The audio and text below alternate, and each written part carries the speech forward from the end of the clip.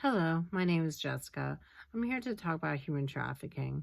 Human trafficking has been around for a long time. We just know it as prostitution. When we think of it as prostitution, we feel like it is a choice and not something that you were forced into.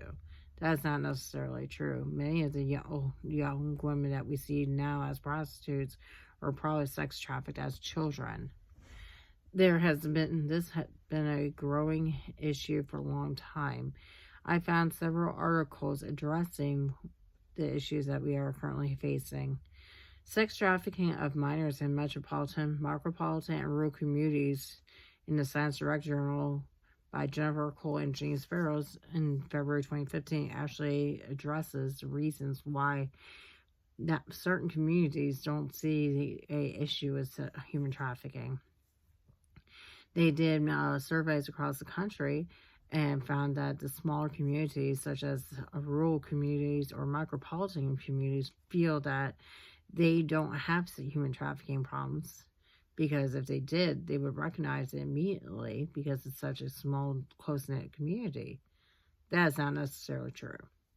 Last year in Wakarusa, August 2023, local news station covered a story that the police busted a sex trafficking ring in a Amish Mennonite community.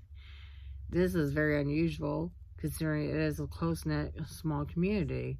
But how could human trafficking be happening in such a small community and not be recognized? According to Judy Hardlick, and among other authors, of human trafficking of children in Illinois, the prevalence and characteristics of sex traffickers in October 2016 explores the characteristics of an average sex trafficker. Usually is a black male who lures his victims, usually online, through social media websites such as Facebook, Twitter, Instagram, and they would just talk to the kids. They would act like they are best friends and get to know them and lure them to the point where the child may feel like they have a better connection with them than they do with their own families. This is a growing problem, especially with the internet today, because it makes it so much easier to access these children. In my next article that I have found, a 6-year analysis of sex trafficking of minors explores the characteristics of the average child.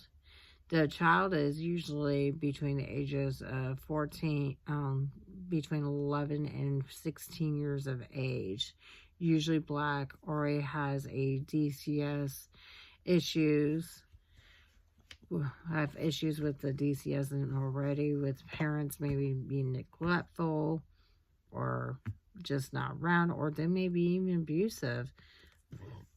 Sometimes the parents even sex traffic their own children. So this makes them feel like they can't even trust their own families. It makes them want to get away from them, so they'll look online for people that will help them. This makes them easy targets for these human traffickers. And if it's not the human trafficker out looking for them, they'll have their one girl that they do trust. They usually call her the bomb girl.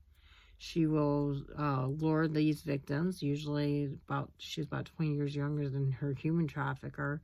She'll lure the victims with promises, hey, we'll take care of you, we'll be your new family, we'll get you money, we'll get you what you need. They will get them hooked on drugs, they'll buy them alcohol, they'll give them exactly what they want in exchange for services.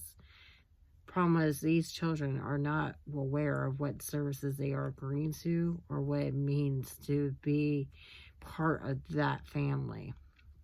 And it's unfortunate because many of these children wind up staying in this life pretty much till they're adults, and sometimes even longer till they die. The solution that I've came across is Operations Cross County 13. In 2023, FBI News released information that they have located 59 minor victims and 59 actively missing children in just 2 weeks in July. Operations Cross Country is also the same ones that busted the human trafficking in Wakarusa. We are very fortunate that they have different operations throughout the country, exploiting these human traffickers and showing and trying to save these kids. But as parents, we could save our children too. We need to have more open communication with them about being online, about what's going on at school, or if they have issues with you, just talk to them like, hey, did I do something wrong? Did I say something wrong? We are our parents. We do sometimes make mistakes, and we need to acknowledge that.